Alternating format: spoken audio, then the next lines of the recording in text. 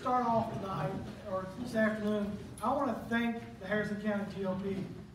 2 years ago, at a last-minute decision, I decided to try to unseat an 18-year incumbent.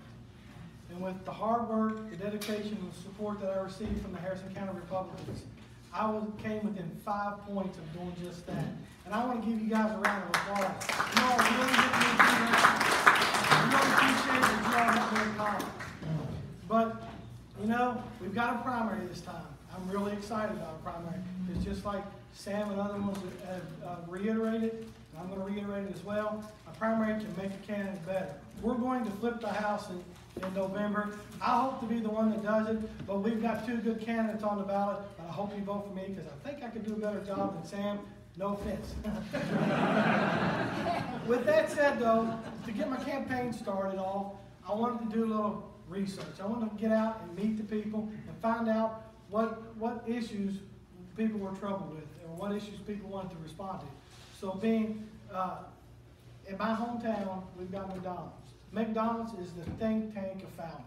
So I decided, I went out to McDonald's and I was going to talk to people because every problem, every issue we have in Falmouth is solved at McDonald's in the morning at breakfast time.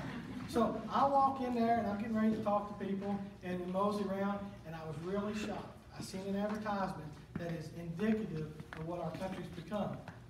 There on the wall was a new advertisement for the Obama value meal. It was the neatest thing I ever seen. Anybody could go up, order anything you want, and the guy behind you had to pay for it.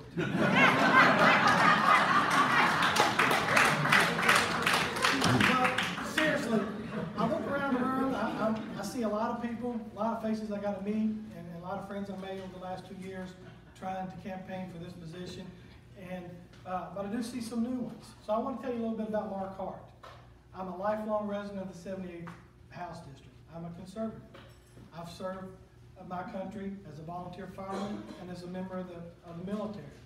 I've served my community not only as a volunteer in that aspect, but I've served as mayor, I've served as council member, and I've served as magistrate.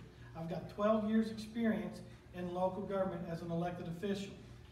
Outside of that, my career, I'm a lieutenant with the Lexington Fire Department. So I've got 17 years experience working for the Lexington Fayette County government. I've got an abundance of experience working for local government, and I want to take that experience and I want to go to Frankfort and represent the people of the 78th House District. As I started building my campaign and thinking about what I wanted to say tonight or this afternoon to everybody, I got to thinking about the direction and the political climate of our state and of our country. And I look around the room, and I'm sure, just like myself, there's a lot of political junkies sitting out here. You're following the presidential race. Well, the presidential race can be pretty indicative of what's going on in our country right now. Because when you look at it, especially with the Democratic Party, we've got a proclaimed socialist and a crook running to be our next president. And when I sit there and think about it, I'm thinking, what do these people have that can help me or help my state or help the constituents in the 78th House District? They really don't have nothing that can help me. Because like a lot of the people on the other side of the aisle, they forgot about what America is. They forgot about our Constitution. They're afraid to stand up for our Constitution, not only on the federal level, but on the state level. And that's one thing I promise you all, if I'm elected and I'm your representative in Frankfort, I'm going to not only defend the federal Constitution, U.S. Constitution, I'm going to defend the state Constitution and everything it stands for. And you know, while I was thinking about that and dwelling on that, I got to thinking about the namesakes that this event is named after, the Lincoln and Reagan Day Luncheon. And you know, everybody in the room, I look around, I'm pretty sure most everybody here lived through the Reagan administration. Ronald Reagan was one of the best presidents we ever had. He became president, and he brought the importance. He rebuilt our image around the world and made America great again after the turbulent 60s and the 70s. And you know, when I think about the President Reagan and his administration and growing up in that time, there's great things that happened. I mean, the conservative values that people were building their platforms on, and all the legislation and the stuff that happened in the Congress during that time. And I truly say that with all my heart that Ronald Reagan was one of the best presidents we ever had. I truly, truly admire him.